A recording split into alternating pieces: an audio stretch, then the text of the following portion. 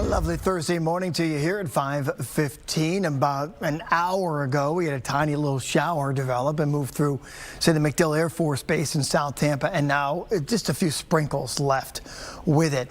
And the winds are now driving in from the north, and I think that's what happened, right? You get this north wind, so you get some of that drier air to punch up against this humidity, and it kind of lifted it up a little bit, brought us a shower, but again, that's it. I mean, we're going to stay relatively dry and quiet for the next couple of days. Temperatures range from 68 in Crystal River to the low to mid 70s for the most part. We got St. Pete at about 79 degrees. Statewide, the 80s in the Keys, and with a nice comfy 62 for Tallahassee and Panama City this morning. But that feels really, really nice. And I want you to notice how the humidity levels and the dew point temperatures are much lower across I-10. In fact, dew points in the 50s in Pensacola. And yes, this drier air is headed our way. So if it was like January or February, you'd be like, here comes cooler, drier air. But in mid-May, drier air does not necessarily mean cooler air. And in fact, we're going to be up near 90 the next couple of days. It'll just won't feel as humid outside. It's short-lived, though. Look, Friday will be the driest day we probably have around here in months, because watch what happens by Saturday, Sunday, Monday. Humidity comes cranking right back up again.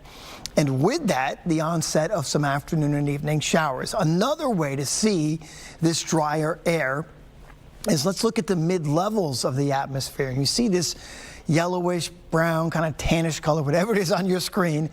This is a tremendous amount of dry air in the mid-levels of the atmosphere, which will just lead to kind of mostly sunny skies today. So we'll have a lot of sunshine today. Rain chances will be nil, other than that little shower we had come through this morning. We're going to push everything really into South Florida, not South Tampa, South Florida over the next couple of days. So south of Lake Okeechobee, a couple of quick showers here and there today, a couple of quick showers for tomorrow.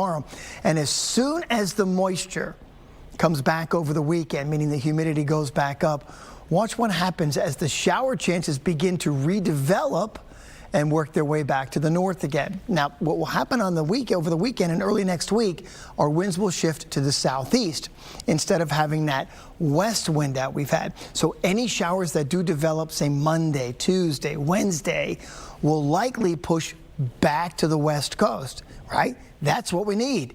Those areas really, other than Pasco County North, haven't really seen a lot of rain. So early next week, the humidity returns, as do some of the shower chances as well. You can kind of see that blue color. See this blue color popping up here?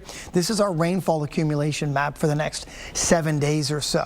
And that equates to an inch and a half of rain. And notice how some of it's pushed back to the west coast as a direct result of that southeast wind, which we will have. But for the next couple of days, it's just going to be real quiet. It's going to be dry, but it's going to be super warm. 89 for that high temperature for you this afternoon.